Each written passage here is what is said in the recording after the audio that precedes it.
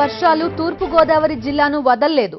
రాజమండ్రి సహా అనేక ప్రాంతాలు వర్షాల తాకిడికి అల్లాడిపోయాయి. మరింత సమాచారం మా రాజమండ్రి కరెస్పాండెంట్ హరీష్ అందిస్తారు.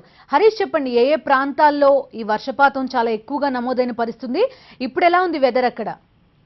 బిందు, నిన్న ఇవాళ తెల్లవారుజాము వరకు వర్షాలు తూర్పుగోదావరి జిల్లాను అతలాకుతలం చేశాయి. భారీ స్థాయిలో వర్షాలు పడ్డాయి. అయితే ఇవాళ మధ్యాహ్నం నుంచి మొత్తం జిల్లా అంతా వర్షాలు పూర్తిగా తగ్గిపోయినట్టు కనిపిస్తుంది. ఎందుకంటే ఇప్పుడిప్పుడే ఎండ వస్తుంది.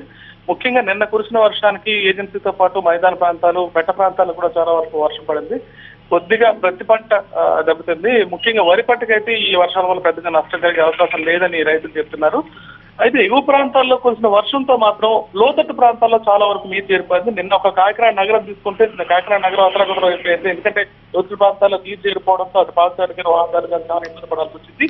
ఇవాళ చూస్తే మధ్యాహ్నం పూట కాకినాడ నుంచి రాజమండ్రి వచ్చే ప్రధాన రహదారి 5వ నంబర్ జాతీయ రహదారి మీద రాజానగరం చెరువు పొంగడంతో వర్షం పేరు చాలా ఎక్కువగా చేరడంతో NH5 మీద మొత్తం ఈ వర్షం నీరు రావడం జరిగింది. దీంతో వాహనాలు రాకపోకలకు అనువిచ్చి వేలాది వాహనాలు తిరుగుతుంటాయి.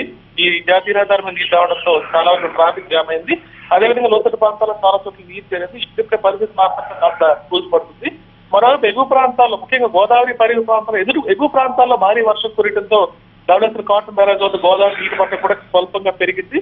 ముఖ్యంగా 2,63,000 క్యూసెక్ నీరును సముద్రం విడుదల చేస్తున్నారు. మొత్తం 175 గేట్లు ఎత్తేసి 10.8 అడుగుల మేర ఈ వరద నీరు ప్రవహిస్తోంది.